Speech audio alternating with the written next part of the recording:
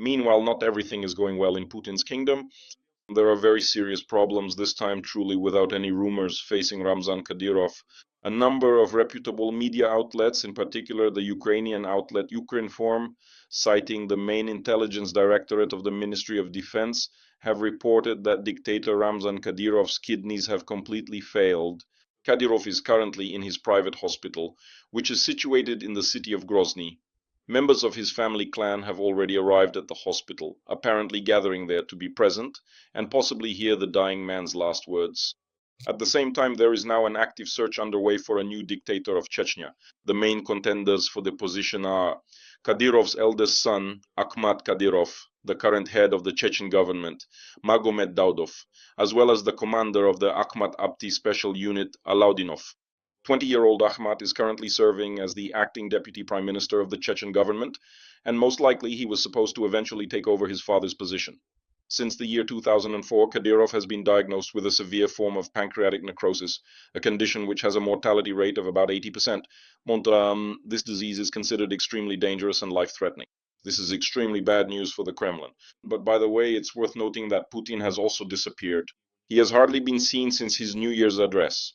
That video where he supposedly went out for Christmas and lit candles with participants of the criminal war in Ukraine could actually be what's called an information canned good, meaning it was recorded who knows when, most likely even before New Year's. Otherwise, Putin is actually no longer being shown at all. Where has Putin gone? Where did he disappear to? The Kremlin also showed a video conversation, supposedly with a boy. In fact, they showed the boy whom Putin was calling, but Putin himself was not shown. You could only hear his voice on the phone. The only question is, was it really Putin? And again, when was this recorded? In this video, Putin asks the boy how he liked visiting the submarine. In short, Putin has disappeared as well. And the most important question, why did this happen against the backdrop of American attacks on Russian oil tankers? How could this be connected? And obviously there is a connection. The fall of the Maduro regime. Putin hasn't commented on this in any way, even though this was his key and main ally in Latin America. That's what we see. Zero reaction. And moreover, he hasn't appeared. And no one has actually seen Putin in public for the past 10 days. All the videos that have been repeated again are so-called information preserves, pre-recorded by the Kremlin press service and released at the right moment. There have been a large number of investigations about this. By the way, against this backdrop, there was trolling from the UK Defense Minister John Healey, who, when asked by a journalist which world leader he would kidnap, answered unequivocally, Putin. I would take Vladimir Putin into custody, and I would hold him fully accountable for the war crimes he has committed, including those that I personally witnessed in Bucha during one of my very first visits to Ukraine, and for the abduction and forced deportation of Ukrainian children. The question of whether kidnapping Vladimir Putin was a possibility came up this week, and let me put it this way, it is obviously an intentional provocation. They even asked former President Donald Trump whether he had ever considered the possibility of kidnapping Vladimir Putin. To this, Trump gave an evasive answer, saying, I don't think there will be a need for that. But at the same time, he didn't exactly rule it out either. In addition, today was another notable and successful day for the Ukrainian Defense Forces. 3 offshore drilling rigs belonging to Lukoil were hit in the Caspian Sea.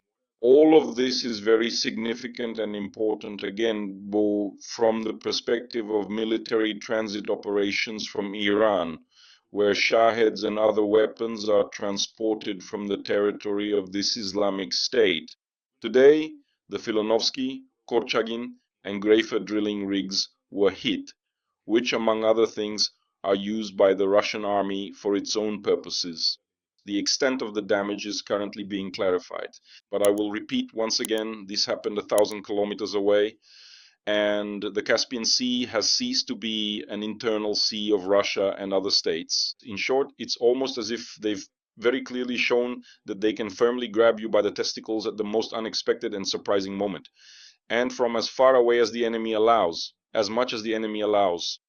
OSINT analysts carefully analyzed the precise geolocation of the Oreshnik strike in the Lviv region, and after a detailed assessment determined that the strike was not carried out on Stry, which is the largest gas storage facility in all of Europe, but instead targeted the Sknyliv airfield as well as the Lviv aircraft plant. As a result of this attack, the runways of the airfield were damaged, among other things. The airfield building and the parked automobiles were also significantly damaged. This was reported by OSINT researchers who carefully conducted the geolocation of the strike. Well, basically everything is quite clear here. And finally, there is one more piece of news which is also very important in the context of Putin, who has disappeared, vanished without a trace, and it's still unclear exactly where this rat is currently hiding. On Russian TV, there is currently a complete and utter silence about the fact that the so-called special military operation has already lasted longer than the Great Patriotic War, as they call it. This is a Russian invention, of course. There was no such thing as the Great Patriotic War. There was World War II, but the Kremlin prefers to live by historical myths from the Soviet era, so there is a coordinated silence and ignoring of the topic. A number of Telegram channels are writing about this.